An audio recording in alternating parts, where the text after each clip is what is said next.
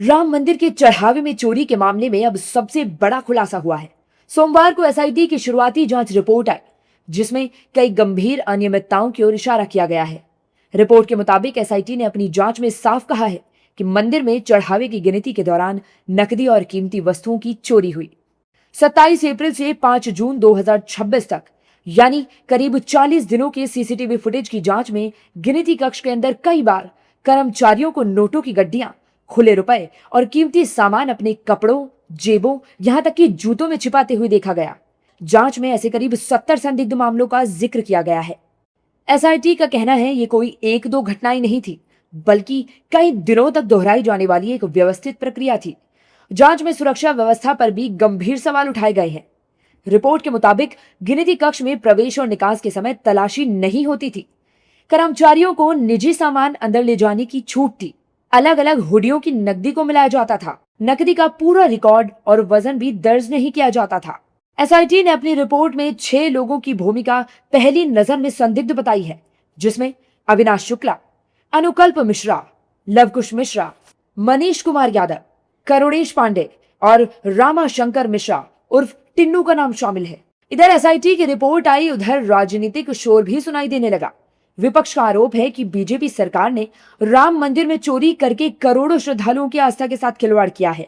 गिनती में खुलासा हुआ, यही हम शुरू से कह रहे थे कि जो पैसे गिने गए हैं उनकी अनियमितता तो सामने आ जाएगी, लेकिन जो रुपए बगैर गिने लूट किए, जैसे 16 करोड़ श्रद्धालु कुंभ के समय में आए थे और 84 करोड़ का चढ़ावा जो है सिर्फ मंदिर के कोष में जमा हुआ है, जबकि एक आदमी ने अगर 100 रुपए भी दिए होते तो 1600 करोड़ रुपए जमा होने होते।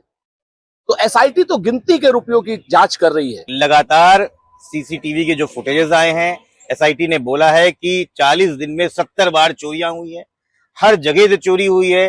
चंदा की चोरी हुई है, चढ़ावे की चोरी हुई है, निर्माण कार्य में चोरी हुई है। अनिल मिश्रा के ऊपर 40% कमीशन का आरोप लगा है। वहां पे जो जमीन अधिकृत किया गया है उसमें गमन किया गया है। मतलब कोई ऐसा कोना नहीं बचा राम जी का जहां पे इन भ्रष्टाचारियों ने चोरी ना की हो। शर्म आनी चाहिए। राम के अलंकार चोरी हो गए, सीता माई के अलंकार, आभूषण चोरी हो गए, चांदी की ईंटें चोरी हो गई, सोने की चढ़ावा चोरी हो गया। लगभग 2000 करोड़ का ये घोटाला राम मंदिर के ट्रस्ट में हुआ है। तो इस्तीफे से क्या होगा? पूरे राम मंदिर ट्रस्ट के ऊपर एफआईआर लॉन्च होना चाहिए और राम मंदिर ट्रस्ट को कटघरे में खड़ा करना चाहिए। ये लोगों के साथ विश्वासघात है।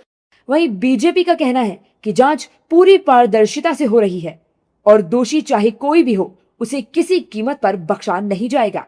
देखिए, सीसीटीवी फुटेज में जैसे जैसे जानकारी मिल रही है, एसआईटी अपनी जांच की जो रफ्तार है वो तेज कर रही है। और यकीन मानिए, आप कितने भी ऊंचे क्यों ना हो, ये नरेंद्र मोदी जी की सरकार है साहब, योगी आदित्यनाथ जी की उत्तर प्रदेश में सरकार है, कोई नहीं बचने वाला। और राम मंदिर 500 वर्षों के बाद बना है और वहाँ रामलला के मंदिर में चोरी हो जाए और कोई बच जाए, ये होने वाला नहीं। देखिए, एफआईआर हो, एसआईटी हो, इंक्वायरी हो, इन्वेस्टिगेशन हो, गिरफ्तारी हो, जब्ती हो, सरकार और प्रशासन ने सर्वोच्च प्राथमिकता के साथ इस काम को किया है। अकारण कुछ राजनीतिक ताकतें ऐसे हैं जिनको 2027 का उत्तर प्रदेश का विधानसभा चुनाव दिख रहा है। वो समाजवादी पार्टी, कांग्रेस पार्टी, आम आदमी पार्टी में गठबंधन कैसे हो जाए, सीटों का बंटवारा कैसे हो जाए, इस मुद्दे का राजनीतिक अवसर का लाभ कैसे उठाया जाए, ये ऐसा सोच रहे हैं। भक्त, आस्था और श्रद्धा ये सर्वोच्च प्राथमिकता का विषय था, है और आगे भी रहेगा। चढ़ावा चोरी में पहले ही 8 गिरफ्तारियां हो चुकी हैं।